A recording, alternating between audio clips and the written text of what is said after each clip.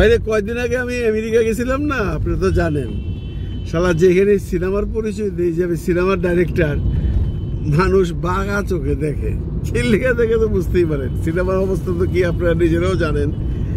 মান ইজ্জত বলতে তো কোনো কিছু নাই সিনেমার। সেটা শিল্পী বলেন, টেকনিশিয়ান বলেন, সিনেমায় যারা মানে যে কোনো ধরনের কাজ করেন, প্রোডাকশন বয় থেকে শুরু করে যে কেউ, এখন আর সিনেমার লোক বলে না। হ্যাঁ, 2-4 জন বলে ওইখানে, যারা ওই যে ইদানিং কালে সেলিব্রিটি কোটায় অ্যাপ্লাই করতেছে আমাদের আর্টিস্টরা যায়। আপনারা জানেন আমেরিকায় সেলিব্রিটি কোটা একটা আছে, ওইখানে আপনি অ্যাপ্লাই করলে পারমিশন পাইতে পারেন, যেটা শাকিব খান পাইছে, অমিত হাসান পাইছে, তৌকির আহমদ পাইছে, আরো অনেকেই পাইছে। যাক, ওইটা কোনো প্রসঙ্গ না। প্রসঙ্গ হলো যে এই যে সেলিব্রিটি কোটায় ওরা এইভাবে পাইতেছে, এই শালা এটাও বন্ধ হয়ে যাবো, জানেন। এখন জিজ্ঞাসা করতে পারেন ভাই ওটার সাথে কি সম্পর্ক? সম্পর্ক হলো এফডিসিটারে এমন করে পচাইতেছেন আপনারা কিছু লোকজন। এফডিসিতে তো মানুষ এমনি শুনলে মানে গালাগালি করে, থুতুতে। এরপরে এফডিসির নাম শুনলে না একদম ধৈর্য টেলিভিশনটা বন্ধ করে দিব, ইউটিউব কন্টেন্টটা বন্ধ করে দিব, সারা বন্ধ করে দিয়ে আমার মামা সেটা গালাগালি করবো। কারণ একটাই, কি শুরু হয়েছে দেখছেন? দেখেন, এমনিতে তো এফডিসিতে কোনো সিনেমা টিনেমা নাই, আপনারা জানেন। ছবি হয় না, শাকিব খানের ছবি ছাড়া তো আপনার কোনো ছবিই হয় না। কিছু কিছু মানে পটকা নায়ক আছে। কালকে একটা ইন্টারভিউ দেখছি, এটা নিয়ে পরবর্তী ভিডিওতে কথা বলুন। ওনারা দোষ দিতেছেন ভালো মেকার নাই, যার জন্য আমরা উঠতে পারতেছি না। ওইটা অন্য প্রসঙ্গ, আমি ওখানে এখন গেলাম না, ওইটা রেখে দিলাম। ওইটা আমি একটা কন্টেন্ট বানাবো আপনাদের জন্য। আমার এখন মূল প্রসঙ্গ হলো এফডিসিটাকে এইভাবে কেন পচাইতেছেন ভাই আপনারা, যারা এফডিসির ভিতরে আছেন। বন্ধুরা, বিশ্বাস করবেন কিনা জানি না, ঘুম থেকে ওইটা কিছু টেকনিশিয়ান আছে, কিছু আর্টিস্ট আছে যারা সিনেমাও করে না, সিনেমা কবে করতো কেউ চিনে না, পয়সা থাকে। কোন কন্টেন্ট ক্রিয়েটর তারা ফোন করবো, আপা একটু এফডিসিতে আসেন, ভাইয়া একটু এফডিসিতে আসেন, ইন্টারভিউ নেব। উনি সাইজা গুজে এফডিসি চলে যায়। ইন্টারভিউর সাবজেক্ট কি? অঞ্জনা ম্যাডাম কেমনে মারা গেল, না হলো 500 ভিডিও হয়েছে। অঞ্জনা ম্যাডাম কেমনে মারা গেল, নাহলে 500 ভিডিও হয়েছে। এই 500 ভিডিওতে যারা কথা বলছে এরা কারা? এরা কয়জন অঞ্জনার বান্ধবী? অঞ্জনার যারা বান্ধবী ছিল, অঞ্জনার সাথে যারা মিশতো, তার মধ্যে দেবী ভাবি, রোজিনা, তার মধ্যে মনে করেন সুচরিতা ম্যাডাম, এদের ইন্টারভিউ দেখছেন? হ্যাঁ, দেবী ভাবির দেখছেন। রোজিনার কোনো ইন্টারভিউ দেখছেন? দিলারার কোনো ইন্টারভিউ দেখছেন? না, দেখেন নাই।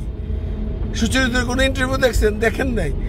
ওরা কথা বলবে না, বিকজ দে আর স্টার। তারা আলতু ফালতু কথা বলবে না, এই জন্য আলতু ফালতু কথা বললে তাদের ওয়েট তারা কমাইবে না। কিন্তু কেউ কেউ তো বলতেছেন সাইজা গুইজা আইসা এফডিসি পয়সা থাকেন, কখন সাংবাদিকরা আসবে বা ইউটিউবাররা আসবে, আইসা আপনাকে ইন্টারভিউ নেব। আরে আপনি যে বলতেছেন আপনি কয়টা সিনেমা করছেন মিয়া? আপনি যদি নিজের ডাইরেক্টর পরিচয় দেন, আপনি কয়টা ছবি ডিরেকশন দিচ্ছেন? আপনি যদি নিজেকে আর্টিস্ট হিসেবে পরিচয় দেন, আপনাকে কয়জন চিনে? ঘুমের থেকে উঠে আইসাই এই অঞ্জনা হ্যান্ড করছে, আমি অঞ্জনার এত আপন ছিলাম, আমি অঞ্জনার অমুক ছিলাম, আমি অঞ্জনার তমুক ছিলাম।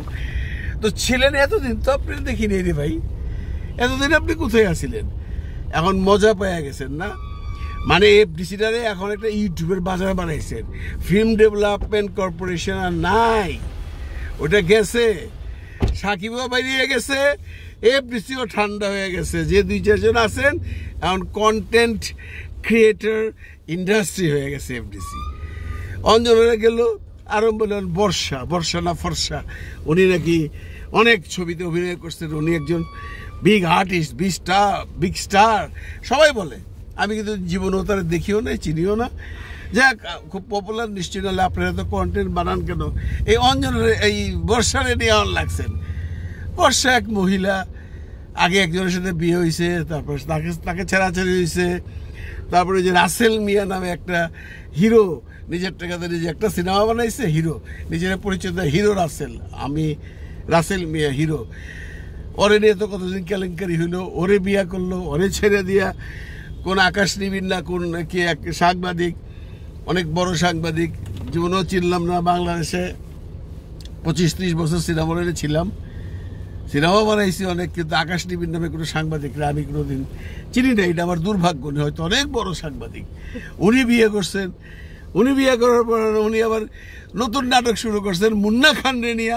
আরে ওইজ মুন্না খান, ওই যে 2-3টা সিনেমা বানাইছে নিজের টাকাতে, কইজেলি থাকে টাকা নিয়ে আসে বস্তা বইরা সিনেমা বানায়, আর কিছু বদমাইশ আছে এফডিসিতে লুট্টে পুট্টে হয়ে খায়। এই মুন্না খানের সাথে এখন নাকি তার সম্পর্ক। আরে ভাই আবার দেখলাম গোবর থেকে ওইটা ডিএতে এটা জেন্টেলম্যান তারে নিয়ে একটা কি ইন্টারভিউ দিয়া, মানে এখন শুনতেছি এটা নাকি ওর কথা না, ওইটা নাকি এআই এর কথা। আবার কেউ বলতেছে দূর এগুলো ওরই কথা, কিসের এআই ফেআই, ডিএতে এটা করছে। আবার ডিএতে ইন্টারভিউ দিচ্ছে যে না না না আমি সব করি, এটা এআই করছে, এটা আবার বর্ষার শিকারও করছে। এখন আমরা ডিএতে অ্যাপকে যত রূপ চিনি, হয়তো ডিএতে অ্যাপ এসবের মধ্যে নাই, কিন্তু ডিএতে অ্যাপের ইজ্জতটা তো গেল। এই যে ডিএতে অ্যাপ সাহেব এখন শিল্পী সমিতির সহসভাপতি হয়েছে, আমি জানি সে ফিউচার হয়তো বা প্রেসিডেন্ট হবে, এরকম তার একটা উচ্চাকাঙ্ক্ষা আছে। সে খুব মানে পছন্দ করে এই সমস্ত লাইনে থাকতে, এবং সে যেহেতু সিনেমার উপকারী লোক, সে অনেককে হেল্প করে, তার মতো লোক আসলে তাকে ভোট দিয়ে হয়তো পাশও করাবে। ঠিক এই অবস্থা যদি ডিএতে অ্যাপ সম্পর্কে এই ধরনের কথা বাজারে ওঠে, তাহলে এফডিসিটার কি পজিশন রইল ভাই আপনারা বলেন তো। ইউটিউবটা খুললেই বর্ষা, ইউটিউবটা খুললেই অঞ্জনা ম্যাডাম ময়রা ভূত হয়ে গেছে, সে চলে গেছে দুনিয়ার থেকে। তার ওই ছেলে কি মনি না ফনি, ওরে নিয়ে হাজার হাজার কন্টেন্ট আমিও বানাইছি, হ্যাঁ 2টা কন্টেন্ট বানাইছি, যা রিয়েল ঘটনা সেটা বলছি। এখন ঘুমের তৈরি গেলে অঞ্জনা নিয়ে কন্টেন্ট বানাবো, আর ঘুমের তৈরি কি বর্ষা নিয়ে কন্টেন্ট বানাবো। আমি এখন ডিএতে অ্যাপকে বলবো, তাই তুমি একটা কাজ করো, এফডিসিতে এটা বন্ধ করো, এফডিসিতে ইউটিউব আসা বন্ধ করো। ইউটিউবাররা আইসা এফডিসিতে ইউটিউবাররা আসলেই এরা এই যে কিছু অশিল্পী আছে, টেকনিশিয়ান আছে, সিনেমা বানাইছে না একটাও, ডাইরেক্টর প্রডিউসার যাই বলো, এরা নিজেকে প্রচার করার জন্য এফডিসিতে আসে। এফডিসিতে আইসা বিভিন্ন ইন্টারভিউ দেয়। এমন প্রশ্ন উঠতে পারে এফডিসি আসে কেন, বাইরে এফডিসি যদি না দাঁড়ায়, এফডিসির ভিতরে যদি না দাঁড়ায়, আর যদি বলে আমি শিল্পী, কেউ বিশ্বাস করে না।